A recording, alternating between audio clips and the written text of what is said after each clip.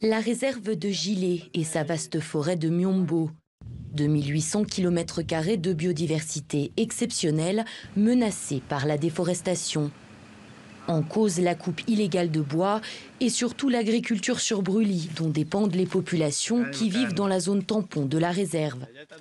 Pour limiter l'ouverture de nouveaux champs, une ONG française appuie ses cultivateurs formés à des pratiques d'agriculture durable pour accroître la fertilité des sols.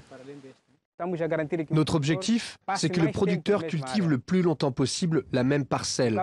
Ici, concrètement, le producteur cultive le même champ depuis 4 ans. Autre menace, la production de charbon aux abords de la réserve. L'approvisionnement en bois grignote la forêt et le processus de carbonisation émet du CO2 nocif pour l'environnement. Ici, les charbonniers apprennent à construire des fours améliorés.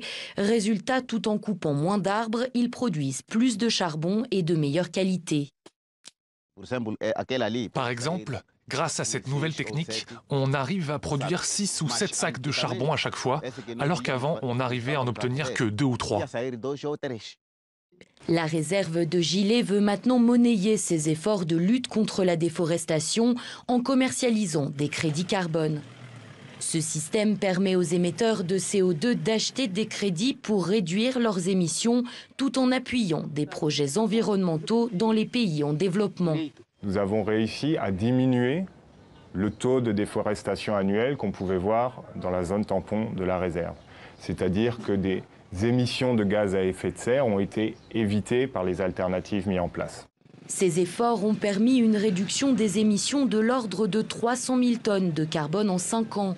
Chaque tonne de CO2 non émise équivaut à un crédit carbone dont la vente devrait rapporter entre 2 et 3 millions de dollars à la réserve pour financer la conservation et le développement durable.